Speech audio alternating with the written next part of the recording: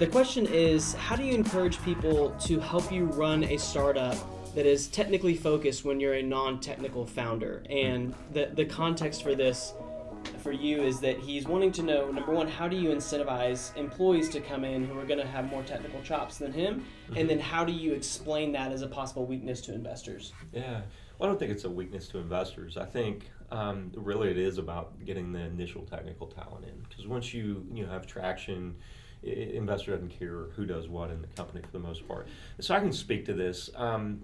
Maybe I can, maybe I can't, because I was the technical co-founder in probably the first 10 years of business that I was in. In the last 10 years, I've been the non-technical co-founder, convincing other smarter engineers. But you're a pretty technical, non-technical person. Oh, absolutely. Yeah. I bring technical chops to the game on advertising, and I mean, I could build a lot of what we're building. I mean, I would have, a year or two of catch up on my programming skills to be able to do it. But so I guess I am a little bit of an outlier. So here's what I tell entrepreneurs in the College of Business. So I routinely go teach a section or two of entrepreneurship at the local MBA slash business college, and what I tell them is go make friends with the engineers.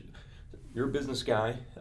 You can't start a business without an engineer. A product guy, even if you're not doing a technical build a website type or a build an app type business.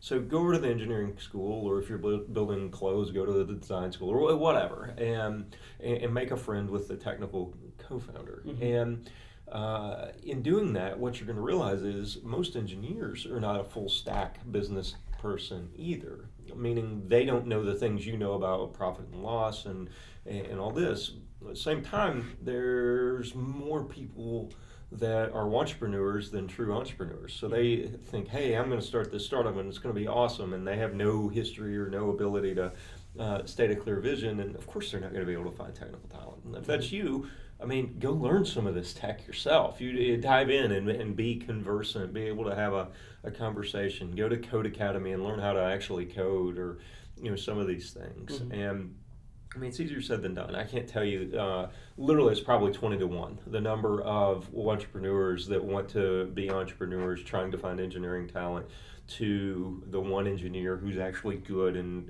wants to work. They've got the pick of the litter, which is great. That's the way it should be, frankly.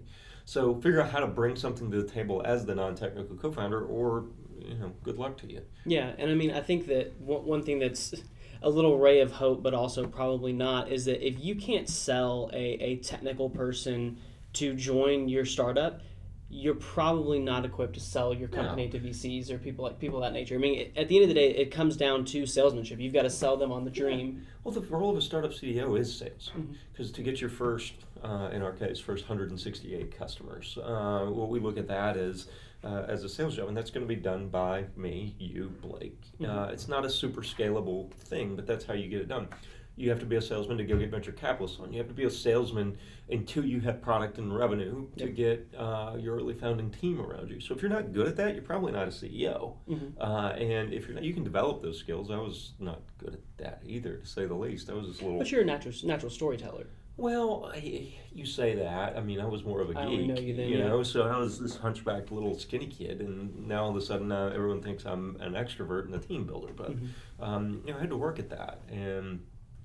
So yeah, if I could do it easily, I don't know this cat, but I bet you anything this guy could do it too. Yeah, and then at the end of the day, you've either got to pay them or you've got to sell them on the dream and give them equity. Both. Yeah, you need to do both. Ideally, if you're bad at this and you can't convince someone to work for you for free, there's another option: pay them. Well, that means you got to go convince someone higher up the food chain, a venture capitalist or whatever, to give you money, or convince customers, well, you don't have a product yet, so that's hard to do. Yeah. So yeah, it's really about creating a vision and a dream that's larger than yourself, and make it irresistible. And if you find 5 guys, and they're all awesome, and they all look at you like, no, you better go back and re-examine your idea. It's probably not that good, or you don't have the chops. Well, how do you go get and prove that you're going to be successful here? What have you done? What have you built? You're going to ask the same thing of your engineer. Well, he ought to ask that of you or she. So that's it. That's a really good question.